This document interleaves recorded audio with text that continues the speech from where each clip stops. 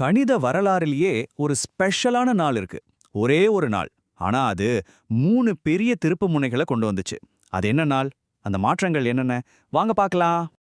அந்த நாள் ஏப்ரல் 22.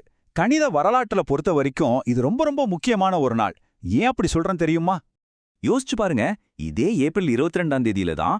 ஆனா வேற வேற நூற்றாண்டுகள்ல வேற வேற நாடுகள்ல சில மாபெரும் மேதைகள் பிறந்து நம்ம உலகத்தையே மாத்தி அமைச்சிருக்காங்க.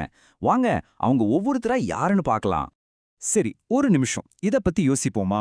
இப்போ நாம நம்ம போன்ல கால்குலேட்டரை தட்டி ஒரு செகண்ட்ல கணக்கு போட்டுடுறோம். ஆனா பல 100 வருஷத்துக்கு முன்னாடி எலக்ட்ரானிக் கால்குலேட்டரே இல்லாத காலத்துல பெரிய பெரிய கணக்குகளை எல்லாம் எப்படி போட்டிருப்பாங்க? இந்த கேள்விக்கான பதில் நம்மள நேரடியா ஏப்ரல் 22, 1592க்கு கூட்டிட்டு போகுது. அங்கே வில்ஹம் ஷிகாட் அப்படின்னு ஒருத்தர் நமக்காக காத்துட்டு இருக்கார். சரி, நம்ம டைம்லைன்ல முதல் புள்ளிய வச்சாச்சு. இது நடந்தது 17ஆம் நூற்றாண்டு தொடக்கத்துல. ஜெர்மனில வாழ்ந்த இவர்தான் நம்மளோட முதல் ஹீரோ. அவரோட மிகப்பெரிய சாதனை என்ன தெரியுமா? ரெச்னோர் அப்படின்னா ஒரு கணக்கிடும் கடிகாரம், அதாவது ஒரு மெக்கானிக்கல் கால்குலேட்டர். நாம எல்லாரும் கேள்விப்பட்ட பாஸ்கல் கண்டுபிடிக்கிறதுக்கு பல வருஷத்துக்கு முன்னாடியே இவர் இதை செஞ்சுட்டாரு. அதுவும் இந்த மெஷினை அவர் யாருக்காக உருவாக்குனாரு தெரியுமா? வேற யாருக்கும் இல்ல, அவரோட நண்பரும் புகழ்பெற்ற வானியலாளருமான ஜோஹானஸ் கெப்லருக்கு வானியல் கணக்குகளை போட உதவுறதுக்காகத்தான். எவ்வளோ ஆச்சரியமான விஷயம் பாருங்க. அப்போ இதிலேருந்து நமக்கு என்ன புரியுது? முதல் உருவாக்கப்பட்ட இந்த கணினி இயந்திரங்கள் எல்லாம் ஏதோ வியாபாரத்துக்காகவோ பணத்துக்காகவோ உருவாக்கப்படல. நம்ம நட்சத்திரங்களை ஆராய்ந்து பார்க்கறதுக்காக உருவாக்கப்பட்டிருக்கு. இதுவே ஒரு ஆச்சரியமான உண்மைதான் இல்லையா? சரி, வாங்க இப்போ டைம் டிராவல் பண்ணலாம். அதே ஏப்ரல் 22 தான். ஆனா 300 வருஷத்துக்கு மேல கழிச்சு ஒரு முற்றிலும் வேற ஒரு நாடு, இன்னும் ஒரு பெரிய உத்வேகமான சிந்தனை, நம்ம காலப்பயணத்துல அடுத்த கட்டத்துக்கு போக வேண்டிய நேரம் இது. உங்களுக்கு ஒரு விஷயத்துல தீராத ஆர்வம் இருக்குன்னு வச்சுக்கோங்க. ஆனா உங்களை சுத்தி இருக்கிற சமூகம் உங்களுக்காக முற்றிலும் வேற ஒரு பாதையை தேர்ந்தெடுத்து வச்சிருந்தா நீங்க என்ன பண்ணுவீங்க? யோசிச்சு பாருங்களேன். இந்த கேள்விக்கான பதில் நம்மள ஏப்ரல் 22, 1935க்கு கூட்டிட்டு போகுது. அதுவும் எங்க தெரியுமா? நம்ம ஊர் சென்னைக்கு. அப்போதைய மெட்ராஸ்ல பிறந்த பாமா ஸ்ரீனிவாசன் என்கிற ஒரு கணித மேதை கிட்ட தான் இதுக்கான விடை இருக்கு. அப்போ நம்ம டைம்லைன்ல 2வது புள்ளியையும் குறிச்சாச்சு. இது நம்ம மண்ணிலிருந்தே உருவான ஒரு உத்வேகமான கதை. சொல்ல போனா அவங்க செஞ்ச ஒரு குறிப்பிட்ட சாதனையை மட்டும் எடுத்து சொல்லவே முடியாது.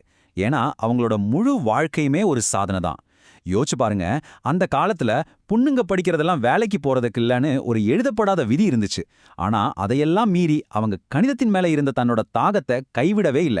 எல்லா தடைகளையும் உடைச்செறிஞ்சு கணிதத்தில் பெண்களுக்கான சங்கத்தோட தலைவியா உயர்ந்தாங்க. இதிலிருந்து நாம கத்துக்க வேண்டியது என்ன? சில சமயம் நாம தீர்க்க வேண்டிய மிக முக்கியமான பிரச்சனை பாடப்புத்தகத்துல இருக்காது, நிஜ வாழ்க்கையில இருக்கும். இதுதான் அவங்க வாழ்க்கைய நமக்கு கத்துக் கொடுக்கிற ஒரு பெரிய பாடம். பாத்தீங்களா? ஒரே தேதி ஆனா எத்தனை கதைகள்! இன்னும் சுவாரஸ்யம் முடியல. வாங்க நம்ம டைம்லைன்ல கடைசி கதைக்குள்ள போகலாம். இத கொஞ்சம் கற்பனை செஞ்சு பாருங்களேன். வடிவியலோட அழகான வடிவங்களும் இயற்பியலோட கண்ணுக்கு தெரியாத விதிகளும் ரெண்டும் ஒரே ரகசிய மொழியை பேசினா எப்படி இருக்கும்? இதுவே நம்மள ரொம்ப ஆழமா சிந்திக்க வைக்குது இல்லையா?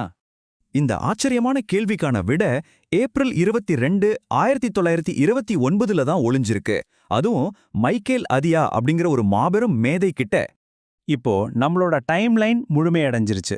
ஷிகாட், ஸ்ரீனிவாசன், அதியா 3 பேரும் 3 வெவ்வேறு உலகங்கள். ஆனா எல்லாரும் ஒரே தேதியில இணைஞ்சிருக்காங்க. அவரோட மகத்தான சாதனை அதியா சிங்கர் இண்டெக்ஸ் தேற்றம்.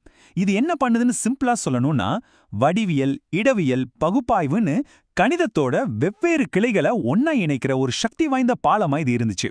இந்த மாபெரும் சாதனைக்காகத்தான் கணித உலகின் நோபல் பரிசுன்னு சொல்லப்படுற ஃபீல்ட்ஸ் மெடல் 1966ல அவருக்கு வழங்கப்பட்டது. இதுல இருந்து நமக்கு என்ன தெரிய வருதுன்னா, ஆழமான உண்மைகள்லாம் தனித்தனியா சிதறி கிடக்கிறதில்ல, அது எல்லாத்தையும் ஒன்னா இணைச்சு பார்க்கறப்பதான் நமக்கு கிடைக்குது. இதுதான் அவரோட பங்களிப்பு நமக்கு கத்துக் கொடுக்கிற பாடம்.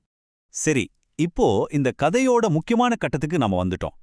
யோசிச்சு பாருங்க, 17ஆம் நூற்றாண்டுல ஜெர்மனில ஒரு கண்டுபிடிப்பாளர், 20ஆம் நூற்றாண்டுல இந்தியால ஒரு முன்னோடி, பிரிட்டன்ல ஒரு வடிவியல் மேதை. சம்பந்தமே இல்லாத மாதிரி இருக்கிற இவங்க 3 பேரையும் இணைக்கிற அந்த ஒரு விஷயம், அது என்னவா இருக்கும்? அவங்க 3 பேருமே ஒரே ஒரு விஷயத்தை தான் தேடினாங்க. இந்த குழப்பம் நிறைஞ்ச உலகத்துக்குள்ள மறைஞ்சு இருக்கிற ஒரு ஒழுங்க, ஒரு பேட்டர்ன். அன்னைக்கு அவங்க கேட்ட கேள்விகளால தான் இன்னைக்கு நம்ம பாக்கெட்ல கம்ப்யூட்டர் இருக்கு. அன்னைக்கு அவங்க கேட்ட கேள்விகளால தான் இன்னைக்கு தடைகளை உடைக்க நமக்கு ஒரு உத்வேகம் கிடைச்சிருக்கு. அன்னைக்கு அவங்க கேட்ட கேள்விகளால தான் இந்த பிரபஞ்சத்தை பத்தி நம்மால இவ்ளோ ஆழமா புரிஞ்சுக்க முடியுது. சுருக்கமா சொன்னா அவங்களோட கேள்விகள் தான் இன்னைக்கு நமக்கான பதில்களா மாறியிருக்கு. சரி, இப்ப கேள்வி உங்ககிட்ட தான். உங்கள சுத்தி இருக்கிற இந்த உலகத்துல நீங்க அப்படி என்ன ஒரு மறைக்கப்பட்ட ஒழுங்க, என்ன ஒரு பேட்டர்னை கண்டுபிடிக்க போறீங்க?